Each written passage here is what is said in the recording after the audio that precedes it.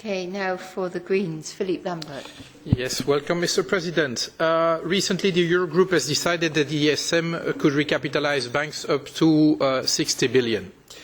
Now, just imagine that if we look at the asset quality of Eurozone banks, we come to the conclusion that more than 60 billion is needed. I see four options. Option A, well, we pretend 60 billion is enough. We just ignore the basic facts, and we've seen past examples of that. Second case, we say, okay, 60 is not enough, so would you recommend going above the ceiling of 60 billion as far as what the ESM can do? Option C would be let the states go on top of what the ESM can do, or option D would be to say, okay, well, if more is needed, then probably we need to resolve or restructure a number of these banks. And especially that takes a special color when we see the debate about the fact that risk-weighted assets are a decreasingly reliable way to measure solidity of banks. If we look at leverage as a better indicator, wouldn't that make the situation more alarming? So I'd like to have your views on that. And oh, by the way, if you have 1 second to comment on what the IMF said about the Greece crisis management. I know that the ECB did everything right, but maybe there's some lessons you want to draw from what the IMF has been saying. Thank you. Yeah. Now, let me first say that the ESM direct recapitalization is not for the asset quality review. In other words, if the ECB were to identify capital shortfalls in the banks that are being subject to the asset quality review, the ESM direct recapitalization instrument could not be used. That is foreseen only after the ECB has taken over. This is what the ECOFIN and the Eurogroup have decided. That has to be utilized only after the ECB has taken over the task of the single supervisor. So the issue now comes, what are the backstops in case the ECB were to identify capital shortfalls in the banks that are subject to the asset quality review? There are two types of backstops.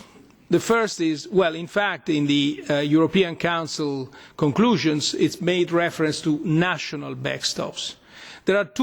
However, there are two types of national backstops. One is the backstop that is, say, 100% national, coming from the budget of the country.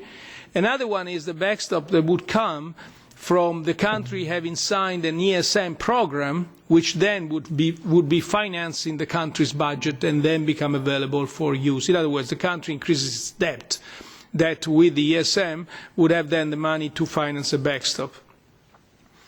But let's ask ourselves the question, would countries, if shortfalls in capital were to be identified, would immediately countries access the backstops? Well, in fact, it's never been like that. The first thing that a supervisory does when finds that the bank has a capital shortfall is the so-called supervisory action. Namely, you first tap the shareholders. By the way, sorry, let me step back. We have to distinguish, and that's very important, we have to distinguish between gone concerns and going concerns.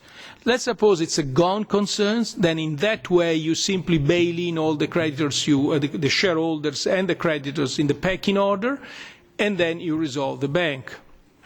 But with the situation with a going concern is more complicated and more delicate. The supervisors finds out that there is a capital shortfall. At that point in time, the supervisor calls the shareholders and asks them to put more capital in the bank. Then he would ask the bank, for example, to sell parts of the bank or to merge. In other words, there are lots of supervisory actions that are normally undertaken by all supervisors in the euro area before one even thinks about accessing a backstop. So but the backstop is absolutely essential and important to give certainty, to give credibility to the asset quality review. Let's not forget that we made a tragic mistake when in at the end of 2010 or 2011 we had the first stress test without a backstop. That was highly procyclical. very destabilizing, and to some extent we are under a credit crunch that the origins of which could also be found in that mistake at that time.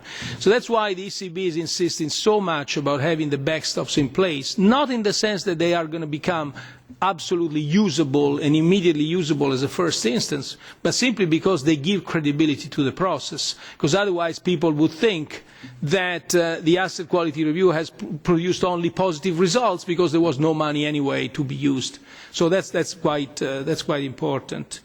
On the IMF points, I would say, well, no, it's not true that the ECB only does right things. I would say absolutely. Yeah, absolutely. And, but let me say something. When I was asked this question a couple of months ago, I had not read, well, the IMF paper had just come out. I had not read it. So but I responded in a way that I would respond today as well. Often these exercises are like reading yesterday's history with today's eyes. Often they lack perspective. Certainly, some decisions at the time had been taken on the basis of information that was either incomplete or erroneous or deceiving. Certainly, the reports about the structural strength of the Greek economy were not correct. We were constantly the Troika was constantly reassured by the authorities at that time that the economy was much stronger than in fact was. So there have been mistakes, and I think it's only to say that it's good that they have been identified so they may not be repeated in the future. But as I said, having done this, Greece has achieved an extraordinary progress in the meantime. Is one of the countries that has changed the most. And I think we should, in a sense, be congratulating with the government of Greece for these achievements and basically say continue, persevere on this track, on the track especially of structural reforms, now that you start seeing the first benefits, rather than reading yesterday's history with today's eyes. Let me also add another thing. Often you have people saying, oh, that should have been restructured a long time ago. We waited too long. The restructuring should have been much bigger, and so on and so forth. But people forget perhaps that what was the overall climate in 2010 and 2011, the most feared thing was contagion. And I think that that ought to be kept in mind. Things have changed a lot. Financial markets are much quieter today, and that's very easy now to speak about the need for restructurings today than it was 2 or 3 years ago. But it wouldn't be fair for the people who were the policymakers at that time.